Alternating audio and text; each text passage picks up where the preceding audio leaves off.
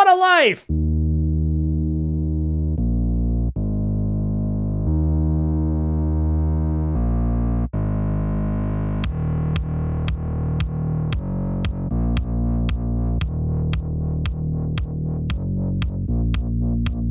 Welcome to Zero Hit Points, everybody. It's September the 27th. I said that like Tigger. Tigger! I'm Ryan Miller. Ja like it. It's Matt Amberg. I don't know, did I say it right? Yeah, you did. Okay. You were a very big Primus fan. It is obvious and clear. Your favorite part of Bill and Ted's Bogus Journey is at the end of the movie when they follow up Primus. Is there a Primus song in the credits? No, there's a Primus band in the movie. What? Yeah, at the very end, just at the Primus is the last band at Battle of the Bands, and I can't remember. Excellent Adventure or Bogus Journey? Bogus Journey, and I can never remember which song it is. But it's like it's not John the Fisherman, and I don't. It might. No, it's. I've got a Robo Chubby. It might actually be You Like It.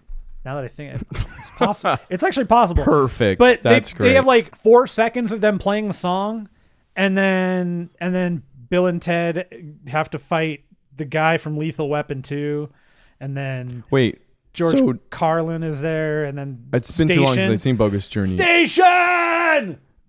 Did they compete in a Battle of the Bands against Primus? Well, that's like the theory.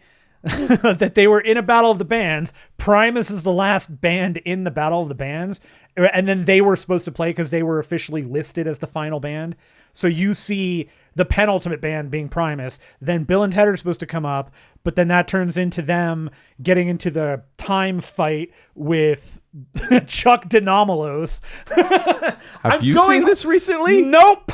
I have not. But off of memory, Chuck Denomalos. The first time I saw it, I didn't. Chuck Denomalos appreciate it. Played by the guy from Lethal Weapon 2, who was the bad guy, Joss Ackland. Who, by the way, Look where this is going. Yeah, I talked about this guy once before. He was a fantastic fellow. I met him when I was very young. I was like 10 years old. I got to go to the set of a Tales from the Crypt shooting up at Griffith Park, and he was in the episode, and I got to meet him, and he was cool.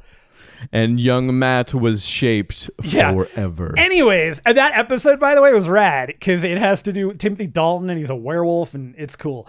Anyways, so I'm pretty sure that was the James Bond movie, but that's all right. Same thing. It's all the same.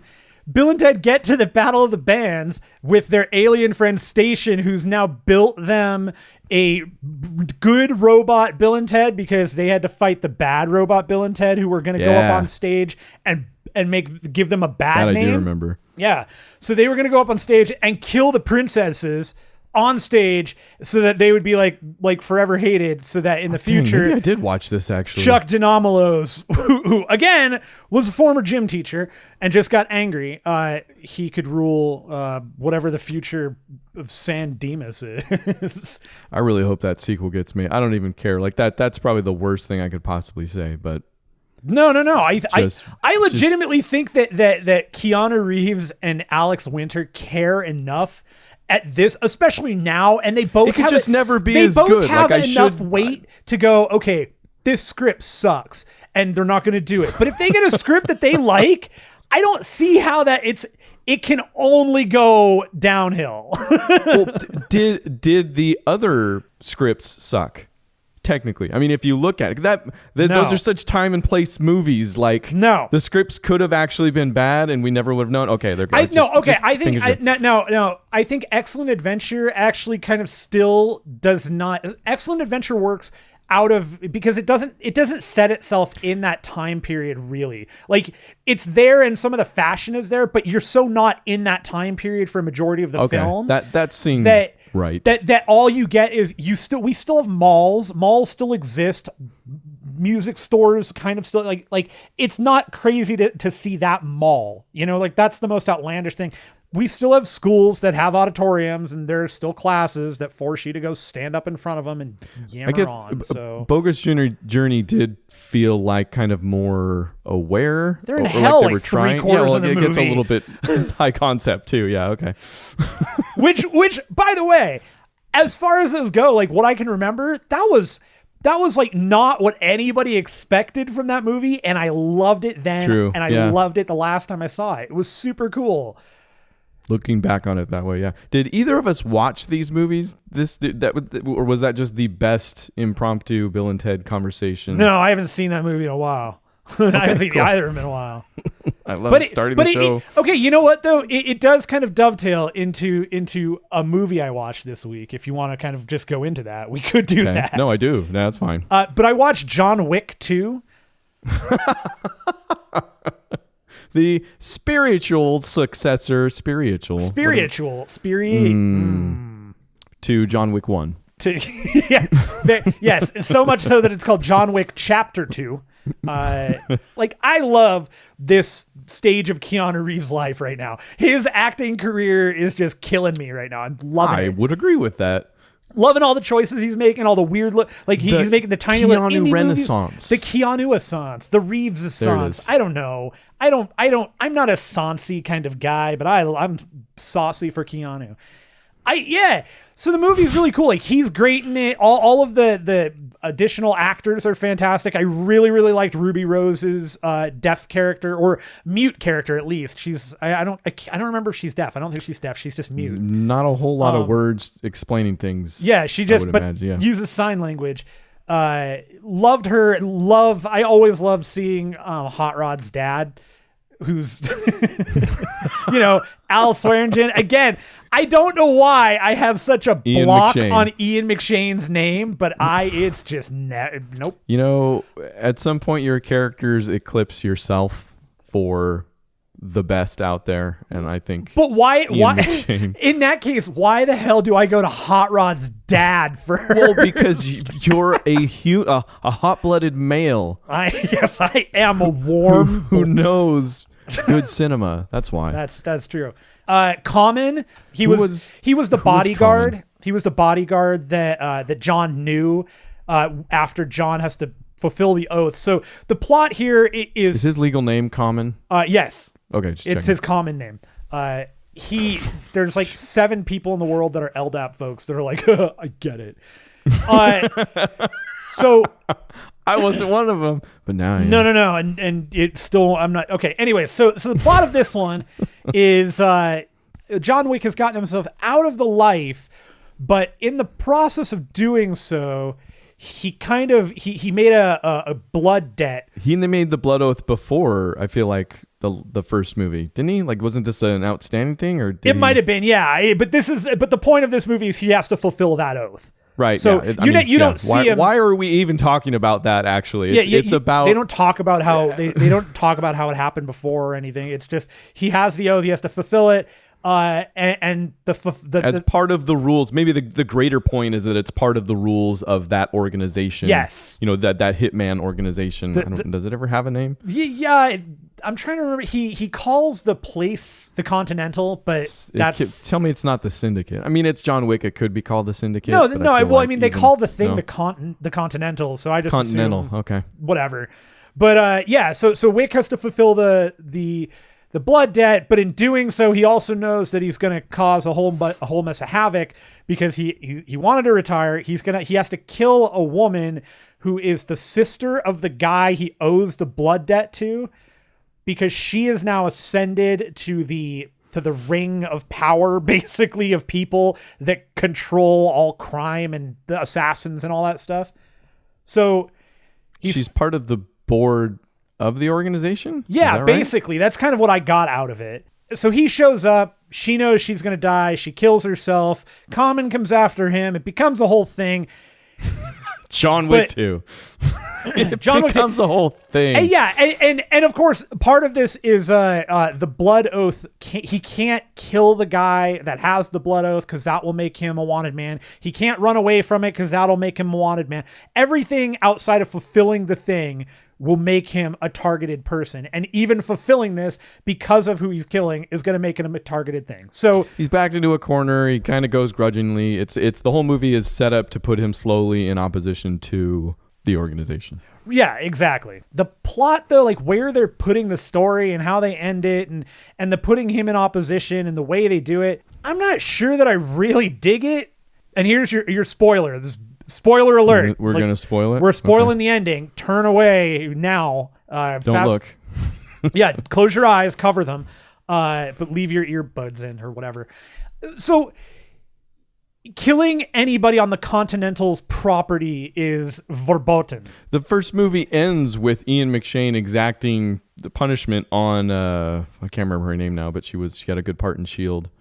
The female assassin for killing somebody in the Continental. Like right. She gets her just desserts from breaking that rule. Exactly. And John kills the main bad guy in front of everybody, in front of Winston in the Continental, because the bad guy's gloating. And after all of this, it kills me that John Wick doesn't have, in that instance, no matter what it is, he's able to have all this reservation, he's able to hold everything back. He's able to be in check. He's going to do it there knowing what's coming. Like he knows it and it's clear. And he's even got the voice. He's got Winston telling him, don't do it. You know better. And like, to me, that was the most out of character thing. Like, and I think that I'm excited to see the conclusion. I really hope he's killed at the end. I hope he dies. Exactly what I was going to say. Yeah, this is a total middle movie. It can be redeemed by John Wick 3. It's almost a dumb thing to say. A lot of movies can't hold up to that. I think John Wick 2 kind of still stands on its own. Like the action is good. The characters are cool. The plot, I don't know why we look at that much anyways. But it's that one section that breaks that character for me. For now. I agree with you. Yeah. Well, it's John Wick. I mean, John Wick breaking might as well be the theme of both movies at this point. Like sure, he goes begrudgingly throughout this second Broken one. Matt Hardy. This is going to be good. It's for all the wrestling fan listeners. They're going to get that. Think, oh yeah, that's what I want. But you're right. Like the second one totally bums me out because of the first one and how he kind of operated on the outskirts of that organization, but respected the rules, and so the organization respected him, and that he kind of like it was his savior in a lot of ways in the first one. Right. This one, it's kind of a bummer to see him put himself in opposition to it, but if they're going to draw the line very well or paint the picture that John is breaking all the way, like he just if they make him into somebody that just wants to see everything burn, right? Dark Knight parlance. I would kind of love to see him embrace the full anti-hero and kind of have to root for somebody else and almost have to root against him a little bit. He needs to completely lose himself. He's on track to lose himself to be bad John Wick. Like the third movie redeems the second movie if he goes all the way, I think. Yeah. If he comes back eventually, or if the third one's just another gun fest, like I guess we'll have some fun, but it would be cool to see them take this all the way if they know the way they're going, I guess. True. Yeah. I mean, that's the other thing. Do they have this planned out, or was this kind of a, okay, we got a first one and whoa, that went well. Okay. You gotta wonder, right? With this one. Yeah. Yeah. It's a cool movie though. All the gunplay is fun. All the action is real good. It's fun. Sure. Fine. It's fine. That's cool. Yeah. So I watched this other movie that I have to go back and rewatch because it was funny, and I know it's funnier than the first time I watched it. And this is totally a hot rod moment, and it's totally the Anchorman thing for me because and it's made by an SNL guy, so that's kind of why I definitely want to go back.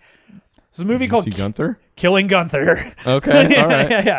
Yeah. So Killing Gunther is a mockumentary by Taran Killam from SNL about a bunch of assassins that are going to go after a guy named Gunther. It's played by Arnold Schwarzenegger. I've only read, actually no, I did see a quick clip. But. And it's exactly what you think, and it's total mockumentary format. Like there's a whole thing, and Killam does a really great job with this kind of line that he toes, being a smarmy assassin while also being like really pissed off about the entire thing that's going on and not really having a problem wanting to shoot people. The other assassins that he picks up, one of them's Bobby Moynihan. Oh, all right. Moynihan has some really, really funny bits. I think the one downside to this flick, if anything, is that it's a movie that really would have worked better on the scale that they wanted to shoot it at. It looked low budget when I saw the clip. It's very low budget. It's clear, like, I'm guessing Schwarzenegger ate a chunk of that, because there's like one bit that's beyond bad CGI. Like, it's awful. And it's really funny. I thought it was actually a really well put together little flick, and I think it's going to be funnier the more I see it, like Hot Rod was. Dude, Taron Killam was, like, I follow SNL. Like, I actually really enjoy that show. Yeah. Okay, I haven't watched the bad years in a long time, quote unquote bad years, but even the bad years from time to time. I guess maybe I'm a fan of sketch comedy. I don't know. Yeah, I don't. There were never bad years for me. I mean, there were certainly people on the show I didn't like as much as others, and some that I outright just couldn't stand. But even then, like, I love hearing the stories, like, especially when they know a sketch bombs, you know, they're like, oh, this is a bad sketch. And that instantly, like, it switched, like, it's not bad anymore because now I know that, right? Like, you get interested in the gears and the whole timing and comedy and stuff. Yeah. But Taron Killam, like, it was one of my favorite of the, I guess, new cast when it was newer. If he wasn't around that long, I mean, compared to Bobby Moynihan, nobody has been, but right. But except for Keenan. I think Keenan's been there. Yeah, Keenan actually forever. He's eternal. But Taron Killam was one of my favorites, and he just, like, he disappeared, and I didn't see him. Like, he didn't, like, start starring in movies and then leave SNL. Like his disappearance from SNL always seemed a little strange. But again, I don't keep up on the news so much. Yeah, I don't know. Apparently, he was doing this. Funny dude. I'll totally see this thing. It's funny, man. I totally. It's very much his writing and it's his movie. He wrote it. He directed it. Did it come out in theaters? It's just coming out soon, I think. Yeah, it was on VOD. So I was gonna say, I feel like it's a download. Yes. I think that's what I saw. Okay.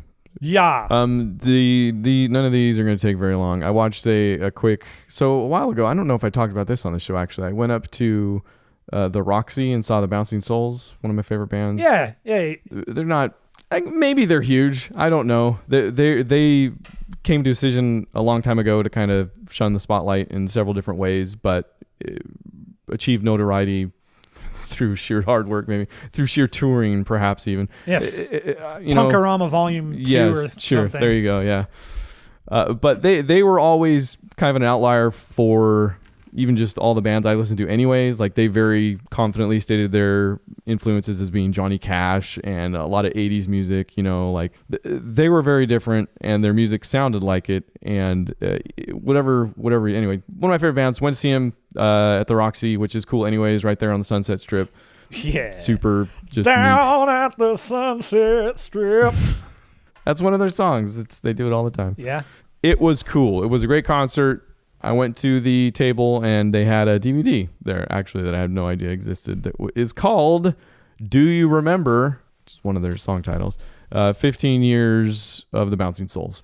Little documentary. I don't remember it. Okay. Tell me about it. And you wouldn't. Why wouldn't I? But it's not awesomely made. Like, it looks like it might be all video. It's not HD, you know what I'm talking. Like, it's not.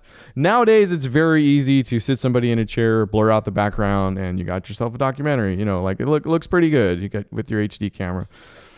They weren't so much concerned with that, but they did apparently have a camera on them for a lot of these 15 years, which is, it's funny anyways, because I think this thing has to be like they're going on 20 years now. Like, it's over 15 years. So even this thing's old. But it was cool to, again, see their history. I can't recommend this to anybody that's not really into the band. I don't know if the information is that interesting if you're not into it. I feel like it is. Like, it's a cool story about them, like, you know, coming together, you know, meeting in high school, going from house to house, you know. And the cool part was, if you are familiar with their music, like, these songs come straight from life. Like there's a song about somebody threw the toilet off the roof or something. Like it's a line in one of their songs. They talk about that happening when I think it was like their second or third party house. Somebody threw the toilet off the roof, or maybe they were leaving it, so they were totally just destroying it or something like that. I don't know. They talk about the Hovelpod, which was the name they gave their touring van for a while. Cute little tribute to that thing. It's I feel like it would be fun no matter what, but it was especially fun for me, obviously. Sure. Beth would probably really like it.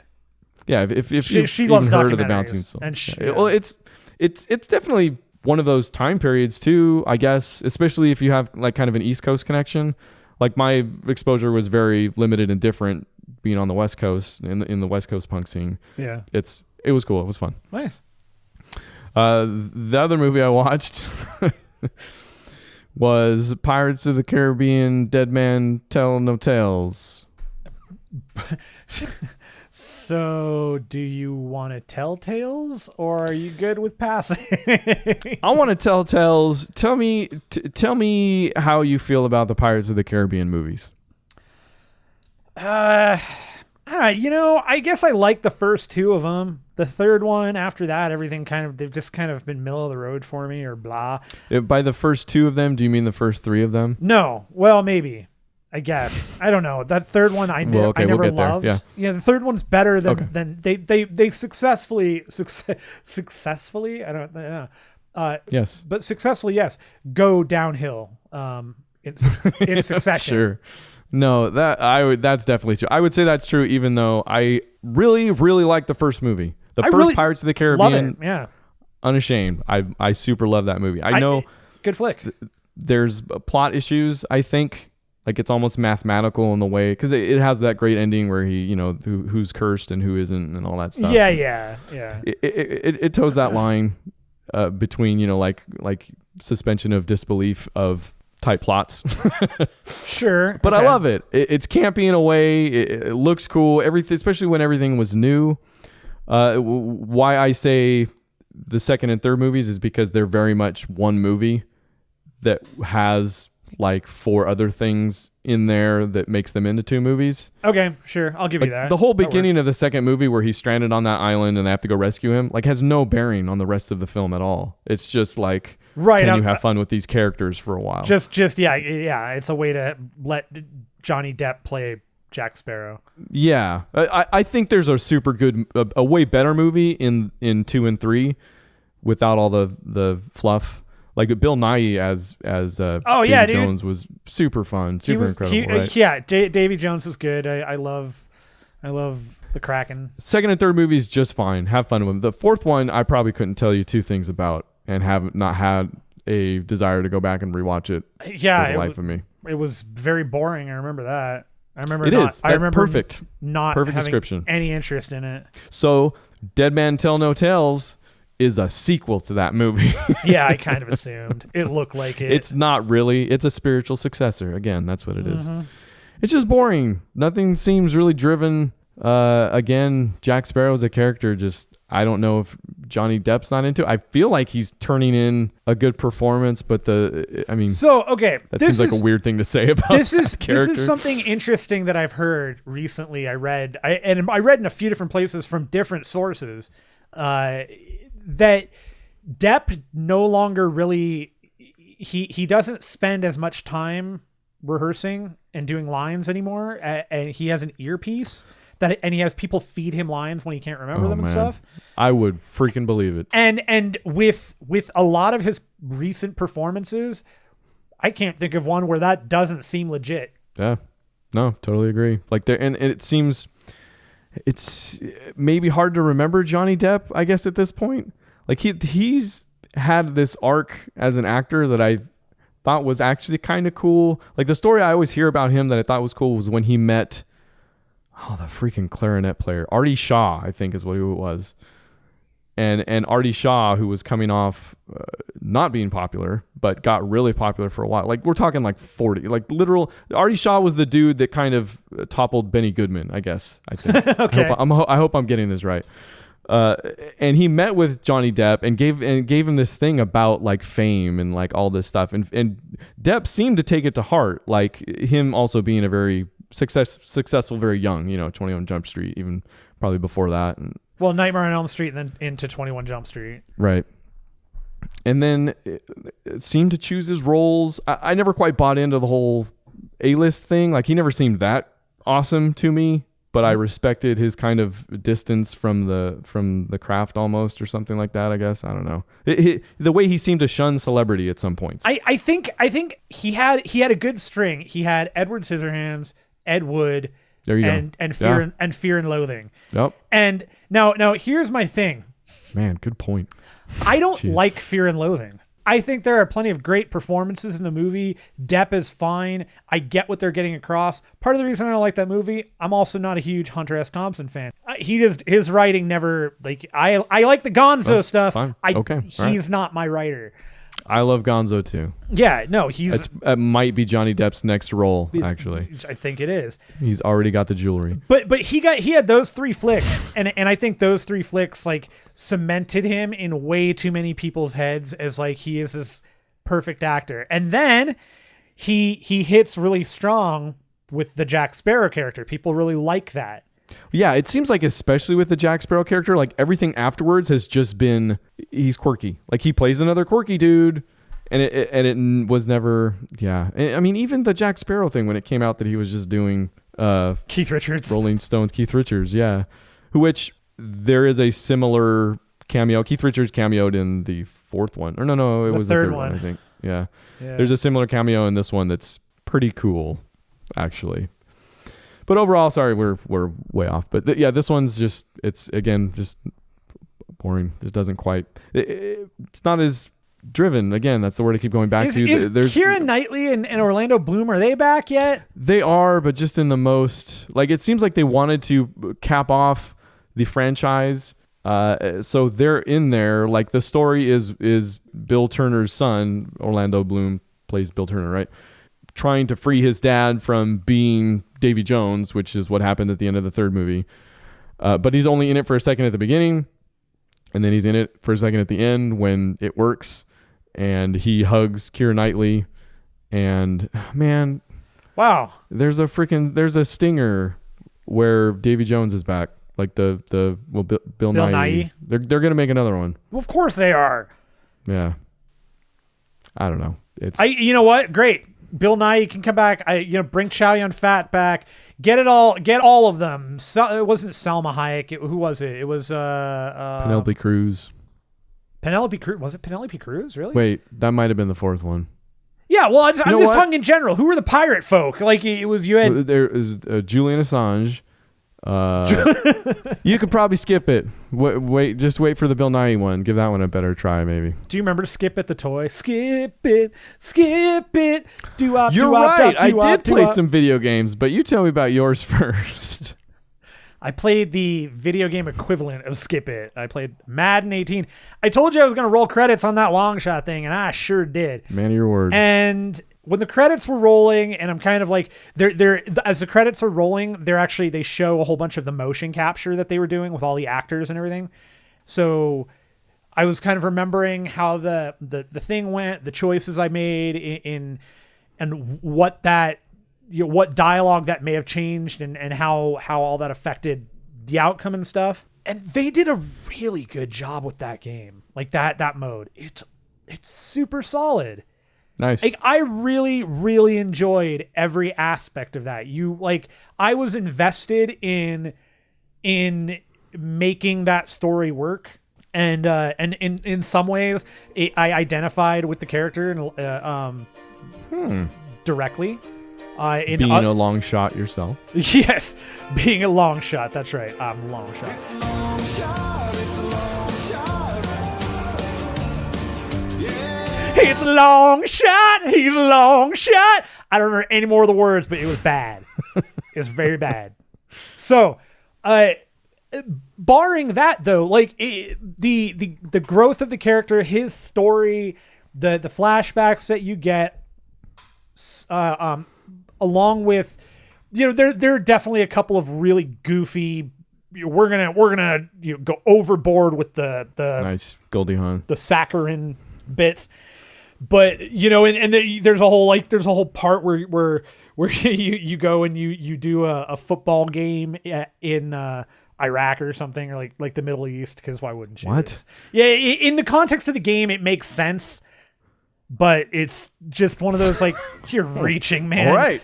They were trying to find every way to make this character like really, really likable. So he's playing a football game in Iraq while he's like shooting Bin Laden's, like he's got a gun. Yeah.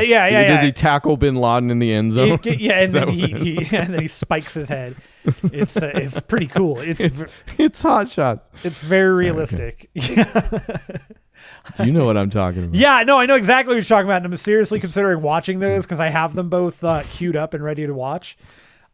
Which you should at all times, though. I mean, yeah, no, they just in constant motion. But at the end of the day, like at the end of the game and everything, it does a really good job introducing you to football and kind of building up your knowledge of the mechanics. It doesn't let you fail too badly. Like you can still fail at certain parts while you're having to actually play, but more often than not, they're kind of giving you the handoff of here's what it's going to look like. We're not going to make it totally guaranteed you're going to win, but you need to get used to seeing what the field looks like, how the players run when you're looking at a play and all that. So they do a good job of bringing you up to speed with that. And in that respect, I mean, it is kind of a glorified tutorial in some respects, I guess, with a story added to it. Which is what single player campaigns kind of often are. But in the way that this works out, it's very cool. And I like that, they totally give you a fun little treat at the end when you kind of finish out everything, depending on what team you chose at the beginning of your, like, when you load the game in for the first time, you're asked to choose your favorite team. Right. So based on that, the game actually uses some data, gives you some choices based on it. It's kind of cool. And it was fun. Like I really liked it. There were some actually great, well-written and well-performed emotional beats surrounding the whole thing, surrounding whether or not you get drafted, your friend gets drafted, what happened with your dad dying, and all these things, along with the discussions with Jack Ford, the coach. Fantastic, like really, really well done stuff. And that's cool. The I think my biggest bummer is that Dan Marino shows up in the game and there's not one Ace Ventura reference. Like it's such a rip. But one of the strongest actors in that film. The bonus though is that when you do finish the long shot mode, you do unlock Dan Marino as a quarterback for your Madden Ultimate team, and he's Dan Marino is a good quarterback. Cool. Yeah. Laces out, Dan. That's cool. It's kind of weird. Like you're not the first person I've heard that from. So it's cool that they nailed it. It's good. Weird. It's weird that they nailed it. It's one of those, like, I don't know. It's not a bummer, I guess. It's just one of those things that, like, you watch it, take a look at the story as it unfolds. You don't have to watch the gameplay portions of it, but like just find the video online of like the cutscenes and stuff. It's good. You would say it's worth just watching? Well, I know. I mean, I think I'd much rather actually have you play it, because I think it'd be kind of cool to see what it. Yeah, I'm gonna play it eventually. I'm very interested to see what your thoughts are on it. Like, especially as somebody who is, I know, not super. You're not into football. You're not like you don't go, I know things about this game and watch it. I do every not Sunday. do that. That is correct. Yeah. Cool. And then I also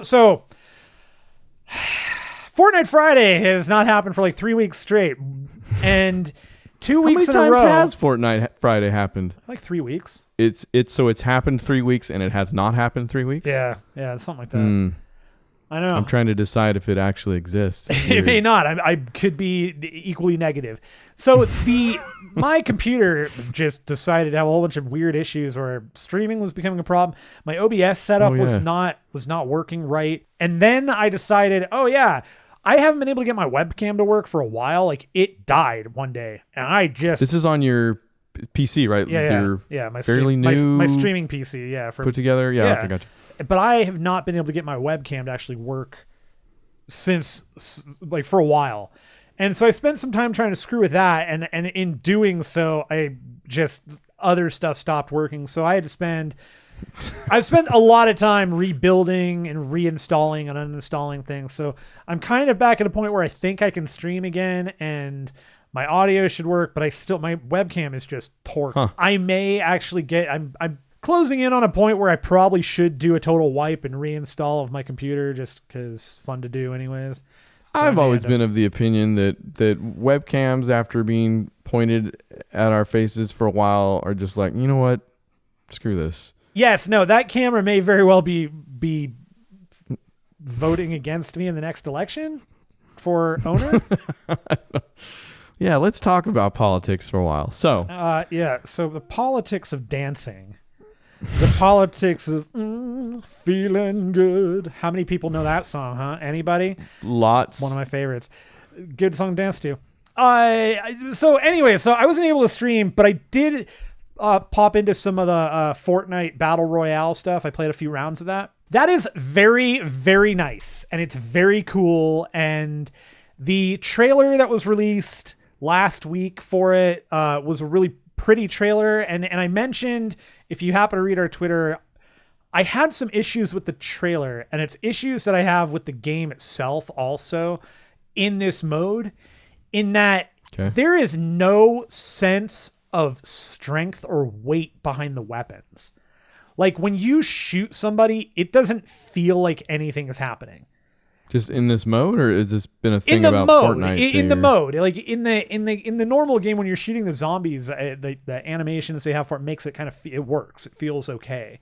Okay. But in this, it just the gunplay is unsatisfying in that respect. PUBG gets away with that partially because they have a good use of sound. The other part of it is when you get shot with certain weapons, you've been shotgunned, man. It sucks, and it feels like you don't get that from this. I don't, anyways. But taking that aspect out of it, which, I don't know how much that detracts from the game. It probably doesn't. It's probably just my little weird thing. It's a really good battle royale thing, and and it's super fun. And I love the way that they built this. It's brilliant, and it really does work exactly as you expect. If you've got your keys set properly and you're fast enough to, I see a dude, I'm gonna throw up a wall real quick, you can. Dude's got a wall up, man, you're gonna go around it, you could pop a window into it, bam, start shooting through the window. Like there are things you could do here. Right, yeah, and it's great. It's a lot of fun. I had a ton of fun getting murdered. I did not do terribly well at any game. I think best I did was 26, 27. How many players did they get into the game? 100 players. Did it fill up? Yep, every game. Cool. 100 players. Always. Nice. Yeah. It feels more playable or something than PUBG in some weird way. Like, I love PUBG. This is taking nothing away from PUBG.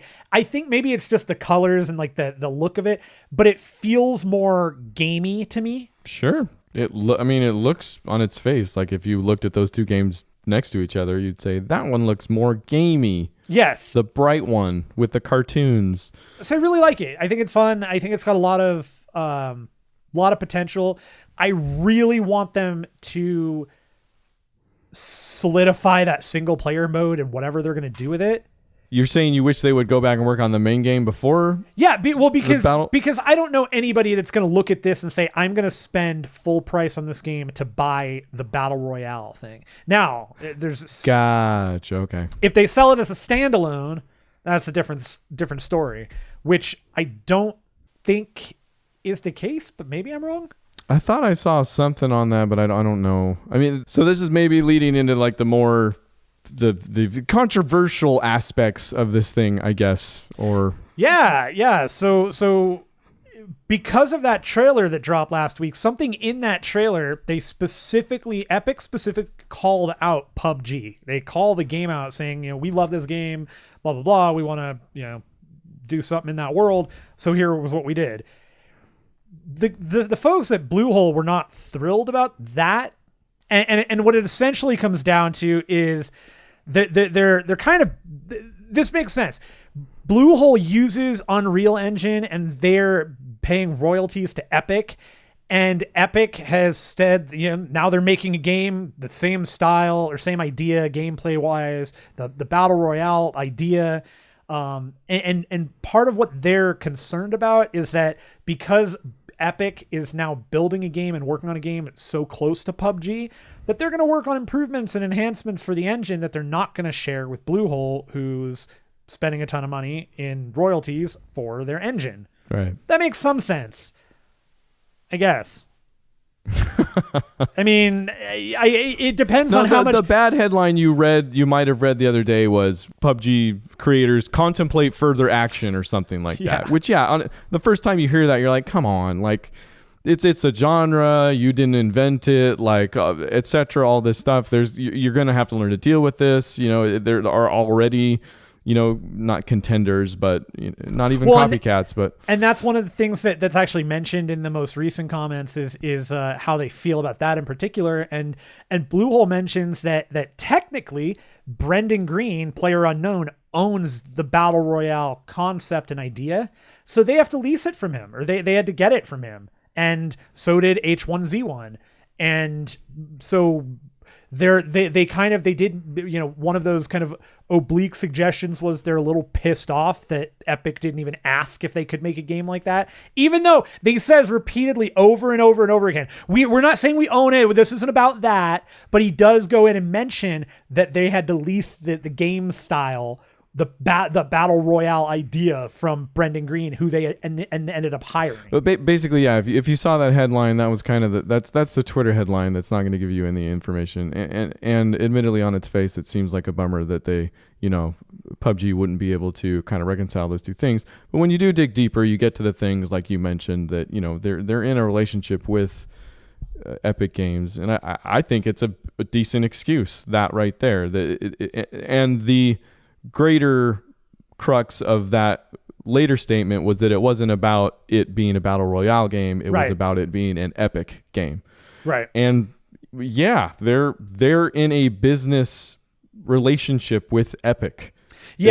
People who don't know, like when you license out Unreal Engine, it's not just a one and done.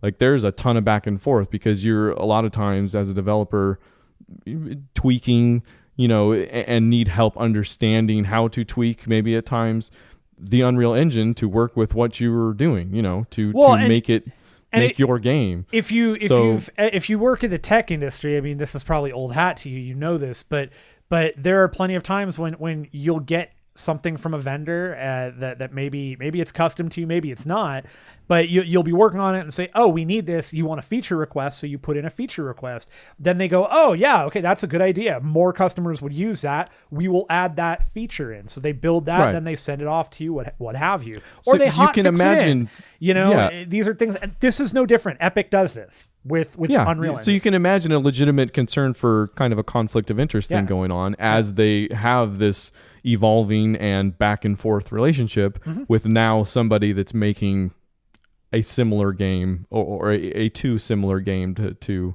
something there. Yeah. So, I mean, I have to assume that this is one of those things where that advert was built by the Fortnite team and they thought, man, this is really cool. And we want to tell everybody, like, we really love that game. And so we wanted to make our own version of it because we really like it, but it's different enough. And it's different enough. So that again, not the issue. But who the hell, why would you even do that? Why would you ever put their name in your commercial? You don't do that. I mean, I feel like best case they want to be upfront about it. Like, like we how much more upfront do you have to be? Right. Yeah. It's a freaking battle royale. I mean, and they named it Battle Royale. Yeah. No, right. What Bluehole's complaint was that it lent legitimacy to their announcement. Like they were somehow involved or approved what was going on. Not that they needed to approve, but they've several times just said, like they didn't even give us a heads up, which, that could have been useful. Totally should have been done. Yeah. I think Bluehole's got plenty of reason to be PO'd here. And, I don't know. The game is good though, and again, I just Oh yeah, the game. We're not in the news section right now, are we? I really do want you to. I really wish that I could get more people into it. But as of yesterday, the game has officially been released to the public. Battle Royale mode's totally available. It's downloadable as a completely separate download for Xbox, PS4, PC, all that stuff. Oh, so maybe that is the thing I saw. Maybe there. that's, but yeah, it's, but I don't think you can buy it separately. I think it's just a different, it's like a standalone download. Basically, like it's not just an update. I think so. Yeah. But the update's out there. So Interesting. if you're interested, you got the game, go check it out. If you've got a PC, you already have it. You've probably had it. If you're, well, Or you're in the I think you had to be a process founders. of having it. You had to be a founders member or Or founders it's having club you. to have access to it. It's the U2 album of video games. It's in there. Sorry about it. Oh man, I can't wait to play The Ledge. We played some games on phones. Let's go. Steppy Pants. Steppy Pants. That game is frustrating. You told me about this thing. I like it, downloaded it. Do you like it? You like it. I do. It's I frustrating. would say things at the same time. Now. It's frustrating. Dang it. Messed up. Okay, so I swear I downloaded this thing when Crossy Road was getting big because a lot of clones were coming out, and this might have been before I fully understood how bad, clones were around the iOS ecosystem. You had to attack But them. I want to say I downloaded it and was just like, this isn't, no, I don't think so. And then I deleted it. But it doesn't, either I downloaded a different game or this has changed significantly since then because it is different than Crossy Road.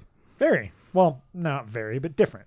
The Crossy and the voxel look seems to be attached to kind of the high score, tap to move forward type gameplay. It's a genre. If Crossy Road was PlayerUnknown's Battlegrounds and Steppy Pants was Fortnite's Battle Royale mode, Yes. Steppy Pants is fine. Yeah, I don't know. I can't. Steppy Pants it's a press the button or press down on your screen, and the longer you hold it, the further the step. And there's some physics to it. And you know what? It's basically step on a crack, break your mother's back, except your mother is you and you die. That's pretty good, actually. Unless you get to the other modes, in which case one of the other modes you're actually chased by bad guys and you have to move quickly. That I have not made it that far. That one's not as fun. I don't like it because Is it different mode or just as when you different get to, mode? Yeah. You'll get to it. It's just X amount of you have to go far enough into the game if you like it enough. And it's the Halloween world where the cracks no longer exist, so you don't die when you step in the cracks. But now there's spider webs, and you have to hold down your finger longer to get off the spider web. But at the same time, you're being chased by a monster or whatever, a witch or a zombie, whatever populates. Okay. That's fine. Hey, I can't tell your high score as much with this thing. There's checkpoints, which is maybe one of the biggest differences between this and Crossy Road or games like it. Which is good because, man, What happens the farther you get, like the more checkpoints you get across? Like what changes? you get more people, you get more costumes, and then you unlock the other things, the other modes. Okay. It's just like Crossy Road. Okay. I'll check it out some more, probably. Yeah, it's a good toilet game. Toilet game. Yeah. The thing you can call a game and it doesn't mean it's garbage or poop. No, it just means it's real fun to play when you're pooping. In fact, here's another toilet game that is gorgeous. Here is a gorgeous toilet game. Are you ready? I love a good looking toilet game. It's called Domino Drop. It was free Domino forever ago. dropping. The gameplay itself is basically Tetris. Like it's falling dominoes, except you can't turn them, which is kind of initially a little frustrating or I'm already annoyed hard by it. to grasp. Thinking about it pisses me off. Yeah, there you go. I'm mad.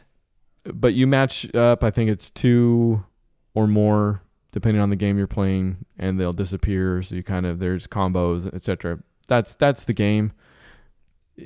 I'm not so much in love with that as I am with the actual whole design and look of it. Sure. It's done incredibly charmingly. Like there's this you hit go and your domino box comes up and you have to flip the lid open with a gesture and then a USB scoreboard clicks into the side, and sounds accompany everything. The exact sounds you think they would be. Sounds really good, really satisfying when that USB dongle goes into your domino box. Wow. But don't put your dongle into my it's box. kind of all worth it for that. It's a fine game. No, it's totally cool. Like, I love to look at it and play it for a second and hear the sounds and then get off the toilet, I guess. Yes, that is exactly what those games are for. Domino Drop. I'm downloading it right now. Look at me go. I spent more time with Micro Machines World Series, though. Maybe the most time, actually, this week. And how do you continue to feel about this game? The same? I continue to feel that there is just nobody else playing it. So I should jump online. We got to test this out. We do. At this point, I don't know if that helps me or hurts you more, honestly. Well, it's definitely going to hurt me, and I'm good with it. I know. I want to play a cool it. It's fun. game. Yeah, it's a cool game.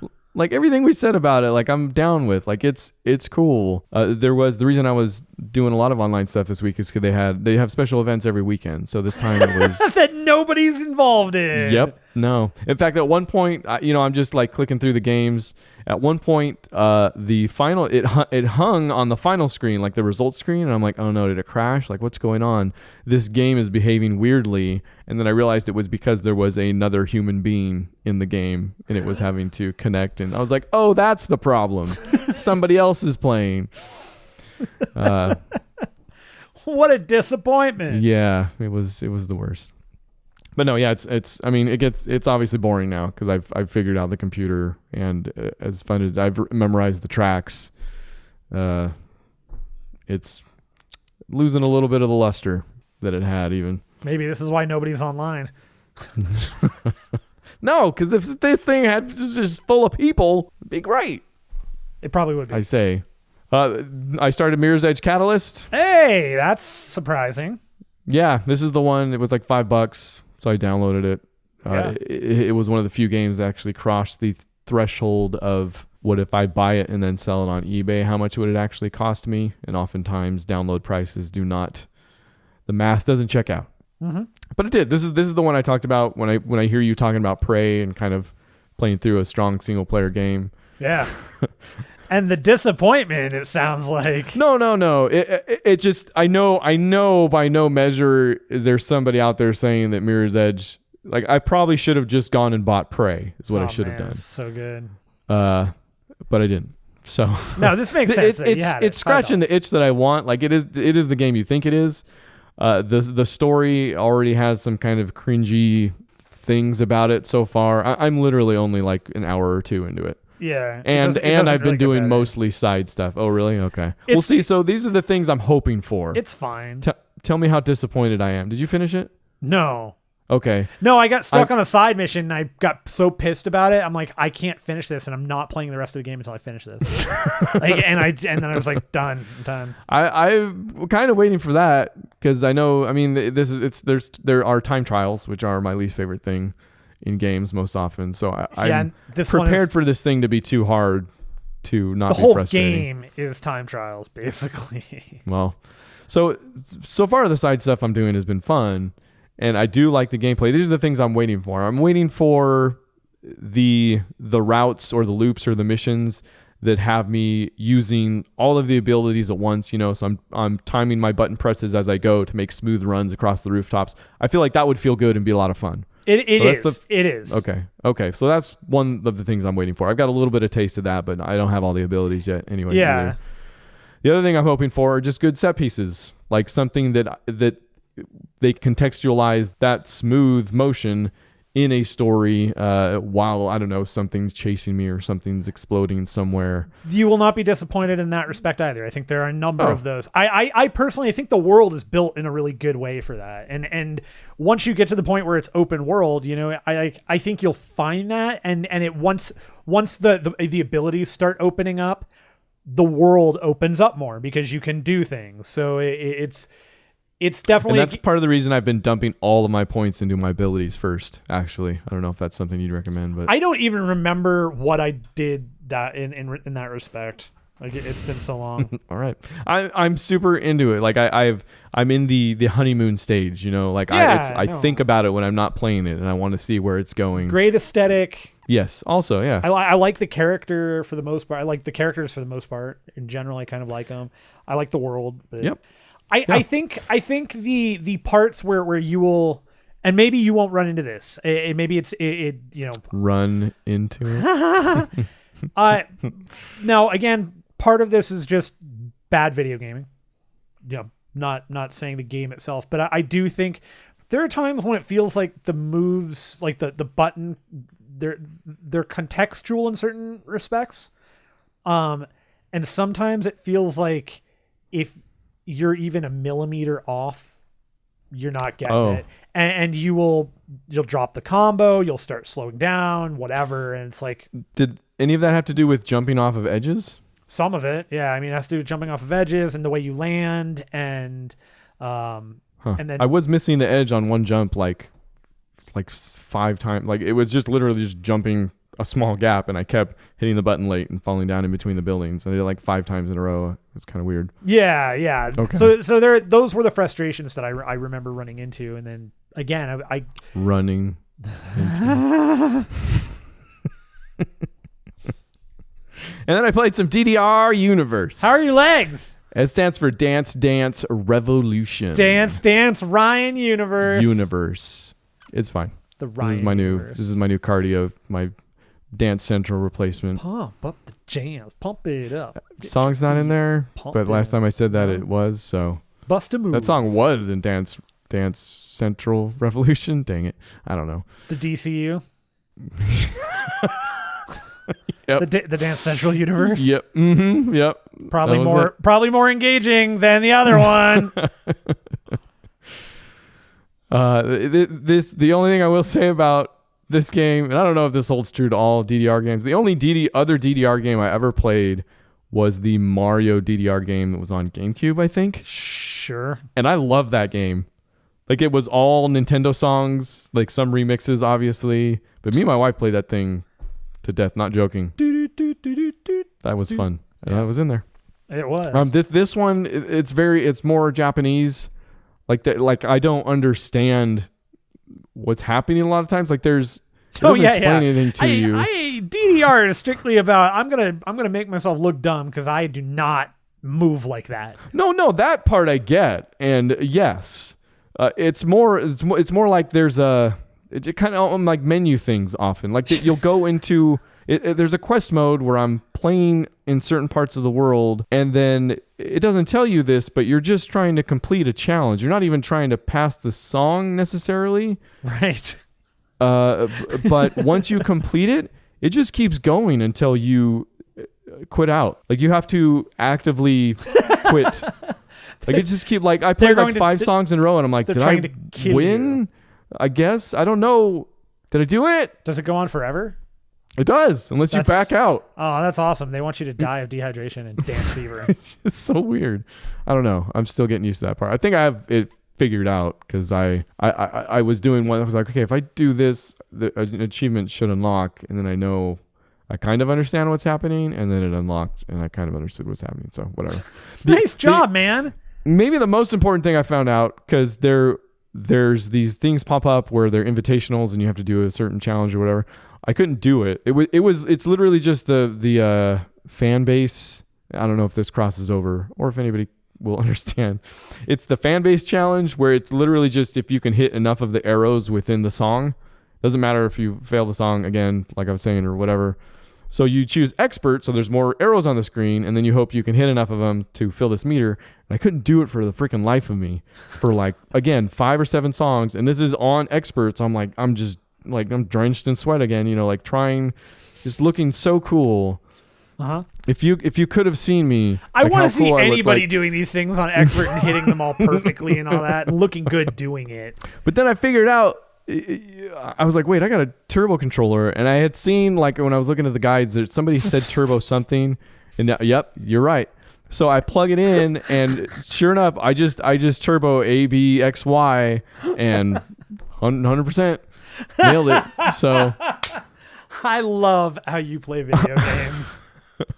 Man, I've got an out. This is the important. This is the most that important turbo thing. controller really got to work out. I've got an out. Yeah. So now I know. Hey, games are the worst. Let's go to the trailer park. No, I renamed it. Now it's called Trailers at the Top. Yeah, is that like 'Cause a it's- reference to Sylvester Stallone movie Over the Top, where he's he's a no. truck driver with trailer? I mean, I guess. I was Yeah. more just thinking because it's at the top of the news. We kind of always do the trailers there. No. Okay. Well, I But guess we won't go back to Trailer Town, so whatever. No, we can. It just nope. and it was Trailer Park. You know what? The trailer park has left the building. They've all No, it packed was up and Trailer driven Town away. before that too, wasn't it? You know what? Weird. Resident Evil 7 has a new trailer for the Not a Hero DLC, and I literally only put it in here, even though I did watch it, because I want to re-ask you the question, even though I think you haven't finished Resident Evil 7. Uh-huh. Is that correct? Okay. Did you watch the trailer? No. All right. I'm not gonna pose the question again about whether or not this ruins anything for you. What the hell? A blue jay just like landed on my window, like and then flew off into my tree, came back, fluttered in front of my window, and then left again. I could hear it. I just want you to know I am Mary Poppins. That's I was gonna ask you if you were the zippity doo dah dude from the Disney movie, but I kind of think you are the zippity doo dah dude, anyways. I'm a now that I zippity think dip about dude dad. So what about Resident Evil 7? Where the hell are we going with all this? it. The Star Wars Battlefront 2 had a trailer also, which It was fun did. and neat, and it looked really good, and I'm gonna buy that game. But I think I was kind of more interested in the cards thing. Did you want to talk about those at all? That I'm seemed like interesting fascinated by information. I'm fascinated by the fact that their star cards now are leveled, and that means you have to get more of them, and they have crates that you unlock, and you have spare parts that you can use to craft cards, and the higher level of the card, the more damage and things it can do. And all right, I feel like I should hate this. yeah, I feel like it's probably bad, but you know, I kind of like it. you love it, you do. I'm still not like. The star card system from Battlefront 1 seemed so it was like they were constructing a microtransaction system, And then they quit. and then when seriously, they were it's like, they, we're done. they either quit or they figured out that to get the game out, it was going to have the content that it was going to have, which wasn't that much. You know, I love the DLC for that game, but you got to wonder if at one point they realized what was going to be in it and smartly realized what it would be like to release a game with so little content and still a big old microtransaction back end on it. You know, like that would have been a real bad look. Yeah, well, I mean, they did a great job bilking that Star Wars license. I'll tell you that much. Game will always look That's good. true. Maybe this isn't the okay. Yeah, I don't know, man. The trailer looks great. Gameplay looks great. Looks great. I thought you were up on this last we checked for some reason. I don't know I why. don't know. I'm kind of Been too flip-floppy long. with it. I don't know.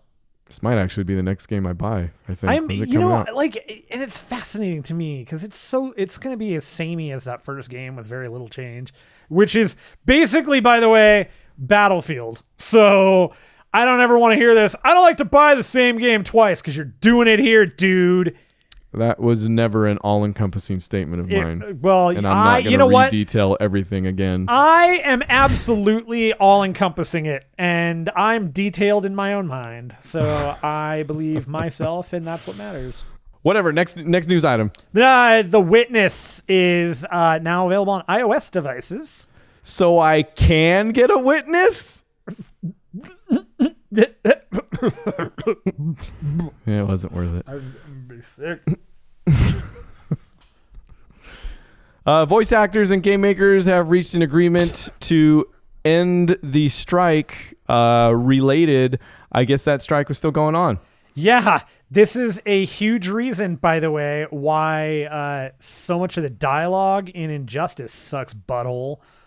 What, really? Yeah, because they ended up losing half the actors. They couldn't use them, and so they ended up having they didn't get all of the dialogue done, so they ended up having lame dialogue. Oh, that's interesting. Yeah, Huh. They and- did mention some high profile, like the girl from Resident Evil, Claire Redfield, was a different actress because of that. Also, and Ashley Birch from Life is Strange. Yeah, that prequel ended up with a different Yeah. actress. That's funny, actually, because one of the reasons I didn't get a ton of movies or games played. Actually, this is not one of the reasons, actually. But while I was playing Micro Machines, I was catching up on the Injustice story on YouTube because I never finished it and then forgot what was happening. So Oh yeah. Did you finish the Injustice 2 now? Or you I have not. okay? But we can talk about that soon. Jeez, I don't know. I just thought it was funny you mentioned it. They came to terms. This is what the terms they came to a little bit. It's coming from Kotaku. Gosh dang it. Whatever.com.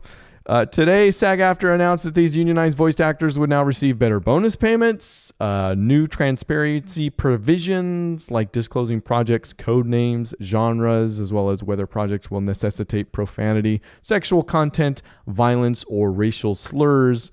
All information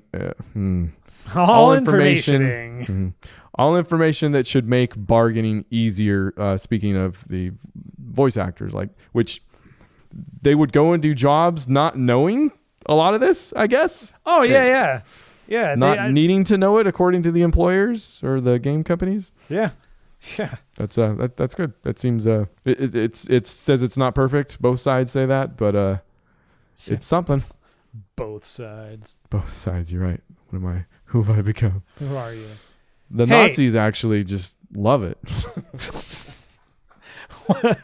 He just turned away and puked in a bucket after he said that. No, one of my headphones died because we were talking too long. All right. Hey, the Atari box got detailed out, and here's the one detail that immediately hit me with a what the hell am I hearing? It's gonna be less than $300. What? That's true, huh?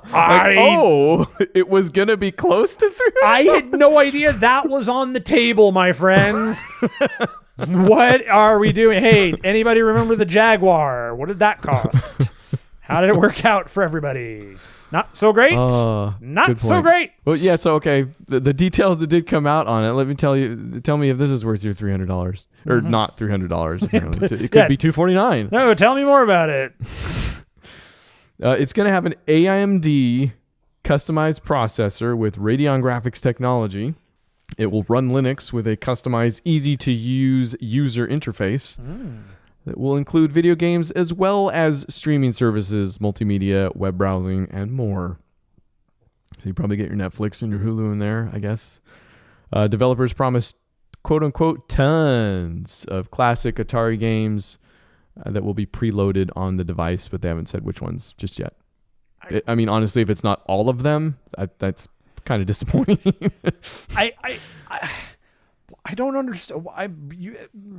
$300, give it to me. $300 for what is ostensibly a Netflix box? They're going for it, man. I mean, I guess it's a cheap Linux box, but what the crap? Like, I'm not. You don't know what They've got to hang on that more. Like the customizability and openness of Linux, they're hanging a hat on, and new games. Like, I don't think the Atari backlog is going to carry them very far. It's interesting, huh? I guess I'm trying to figure out, at this point, is it worth it to any company to try and play against Sony or Microsoft or in general Windows? If somebody there is positioning like this against Microsoft and Sony, like they need to get rid of that dude. I hope that's not in their heads. I don't know who this is for. Don't get me wrong. I don't understand either, but I mean, at best, this is riding the wave that already crested and withdrew. When all those like Android, like when the Ouya was hitting. I was going to say this sounds like Ouya 2.0. But they're charging.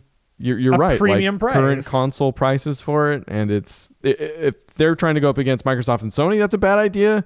But even if they're not, like what? Like they need laser focus somewhere, and I'm not like it's. There's going to be an Indiegogo for it coming up, so there you go. All right. This fall. Cool. Hey, if you hate when video games on Steam get poor reviews en masse, you're gonna love this. Graphs. The Steam graphs. Steam graphs. Coming at you 2017. So they're adding, because they didn't want to screw with how people were able to review for fear of, accidentally catching the wrong, and a legit review. So now they're putting graphs above games on the review pages so you can see how, like, if there was an en masse negative review set, because apparently there are negative review campaigns that happen, and then people take review bombing. Yeah, people take that seriously by reading the Steam things and don't see, like, it's an important thing, Steam reviews. So I just thought it was cool Graphs. to say graphs. Think about it. That's all. Like, you've already given it more. Just I'm amazed. Like, that's interesting information. I'm fascinated by it. I am more fascinated by this. As a Switch owner, I definitely want to engage in this and see what happens. So apparently on Iwata's adding graphs. Yeah. On Iwata's birthday, for those who don't remember, Satoru Iwata was For those who don't remember, Iwata, just turn it off. Just go away. Get out of here. Go away, Baton. He was kind of the head of he was the head of Nintendo. He ran Nintendo. And he showed up every now and then. What are you guys doing today? And on his birthday, apparently, if you boot up the Switch and do a very specific gesture, is his death day? That was his birthday. It's my birthday. Happy birthday. Like today? Not right now. Oh. Anyways, on one of the days of his life or death, if you do a specific hand motion, golf will unlock and pop open, and it was his favorite game. He loved golf, and he notably, golf was a game that was difficult for programmers to build and had a hard time getting into the Nintendo at the right size in that 8-bit cartridge. And Iwata did it himself. Famously or infamously basically came down and did it himself. And so it's an awesome little thing for them to do. I think it's cool. Yeah, and this was around last time we casted, but I didn't include it because it was kind of still developing, and it seemed just... I think the initial report was just some person who saw golf appear on her Switch for like a second, and they were like, nah. But then somebody took it and started digging and found it. Like it's like golf spelled backward. It's called flog somewhere in the code. Yeah, and they found out that to get it had to do with the motion or the specific. Yeah, and they found the thing pointing to Joy-Cons, which it turned out the motion was a motion that Iwata often made during the Nintendo Directs. Yeah. And somebody actually was able to recreate it with a Switch that hadn't been removed from the box yet, because I don't know if Nintendo has done something to obfuscate this even more since people have been discovering it. But it's kind of a bummer finding it out this way, even if it is kind of a neat hunt and still a very cool thing. But it also would have been really cool to see that, on the actual day, or people figure it out on the actual day. Or I don't know, maybe we'll still get some of that. It's still... I don't know. I think it's cool that it's there. That's what I think is Yeah. cool. I do not think the next thing we're going to talk about is cool, but it's pretty shocking. It's the lightning round. Hey, these are news items we don't want to spend more time on than we already have. So are you ready? Here you go, Matt. It's your turn. I'm just going to start saying them. 30 seconds on the clock. Go. Nope. Yep. The studio behind Everybody's Gone to the Rapture has laid off most of its employees. Did they go to the Rapture or... Flappy Bird is no longer playable with the release of iOS 11. I don't think it was playable pre-iOS 11. And Rockstar has announced an announcement for tomorrow at 11 a.m. I really hope it's a sequel to the movie, because Mark Wahlberg, I just want to see what happened. Like, you get a little tidbit of him and Timothy Olyphant at the end following up, but then, like, does it continue? Is he still a rock star? Does he Kurt Cobain it? I want to know. Hey, games are coming out. Yesterday, it was Fallout 4 Game of the Year Edition, Pinball FX 3, and Ruiner, which actually has a trailer out too. Game looks cool, man. I walked by it so many times at PAX and probably should have tried to play it a little bit. Yeah, that trailer, harder. I wanna try it. You want to try that trailer? I do. I'm a trailer trier. Tomorrow, Total War Warhammer 2. The Warhammer Deux. And Friday, I feel like that's a gangster. Total Warhammer gave me 2 times. 2. Total coming out. Warhammer. Friday is Super Mario Run is getting an update that I'm super excited about and won't say anything else. Star Fox 2, apparently, if you count the SNES Classic dropping I on don't. that day, on this Friday. And Day 1. Cuphead! We're both gonna play the crap out of that. That's definitely gonna be played next Aren't week. we though? We will talk about that. We're gonna talk about it. Yeah, At length. But we're gonna tomorrow night. I think we're gonna stream some Overwatch at 7 p.m. PST. We will. Check it out. That's the plan. Next week, I am very close to purchasing Infinite Warfare, so that may occur. But I'm gonna play some more Fortnite. Gonna try and get my Wait. Fortnite Friday up this week. Well, No, that's my one. yeah, I play Infinite Warfare. I know. Now I'm gonna take it. I'm gonna hopefully get that Fortnite Friday up this week. I might do some more Madden Ultimate Team. Definitely gonna pick up some more Paragon with that new update. That game looks beautiful now. Very different. Did they update game. again? Yeah. We'll talk about it next week. It's All right. pretty. What about you? What are you gonna play? Yeah. All right, DDR Universe. check it out. His legs are getting boofed. Mirror's Edge Catalyst. Cuphead. Keep it. Can't wait for Cuphead. And Infinite Warfare. It's a